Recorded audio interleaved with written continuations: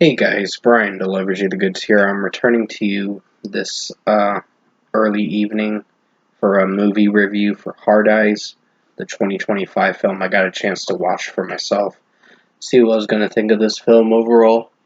So, I'm going to discuss what I watched for this hour and 37-minute film for the movie Hard Eyes and let you know my thoughts on this movie overall. So, let's dive into this movie review now. It stars some interesting characters in this film. There's a girl named Allie in the film. Her performance was pretty strong in this, for the most part. And there were some cringe moments during this film with how certain scenes were executing.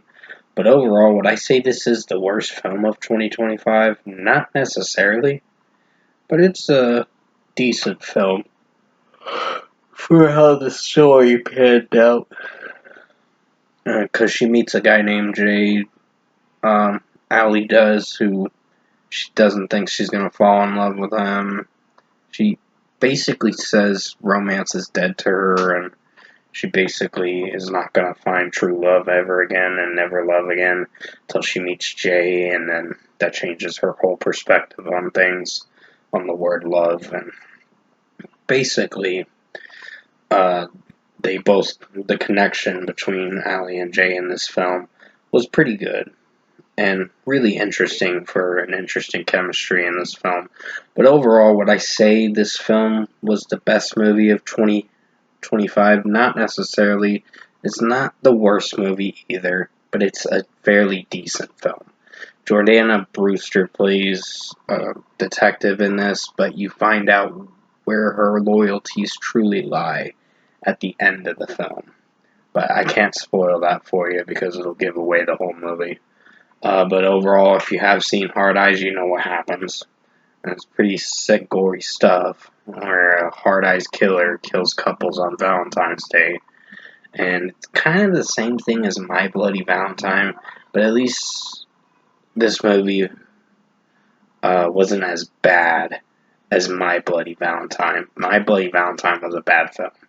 And it's a shame because Jensen Ackles played an interesting villain in the film, but the story overall was cheesy and cringy.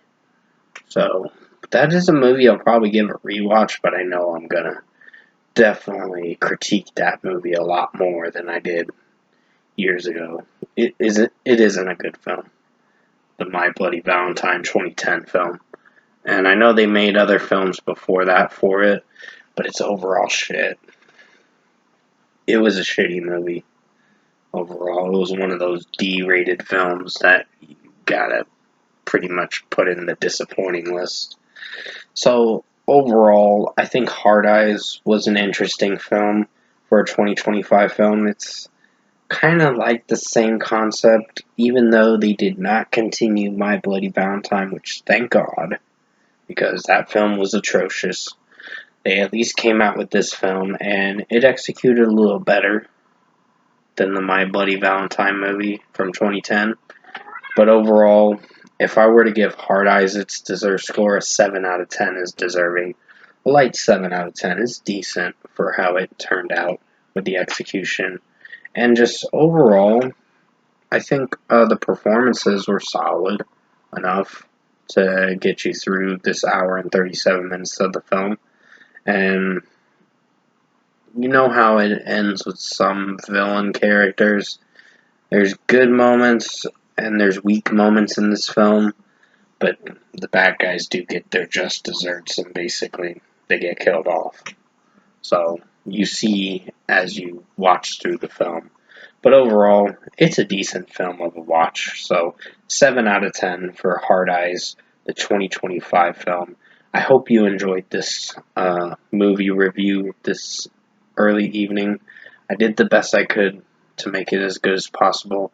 I'll have more movie reviews coming out. I think Love Hurts is my next one. It's like a Valentine's Day action movie, that action packed movie that I'm gonna check out and see what I think of it for myself. But overall, Ke Huy Quan plays in that film. The guy who was in the Goonies and played as Bait. or Data or whatever. So you know who I'm talking about, and he was in Indiana Jones as Short Round. So, and the Everything Everywhere All at Once. So, yeah, he's a good actor, but I heard the movie wasn't that great from what I heard. So overall, yeah, Hard Eyes is a 7 out of 10. It's a decent film, not one of the best, but it'll be on my decent to good movies of 2025 at the end of the year. So yeah, 7 out of 10 for this film. Thanks for watching this movie review this early evening.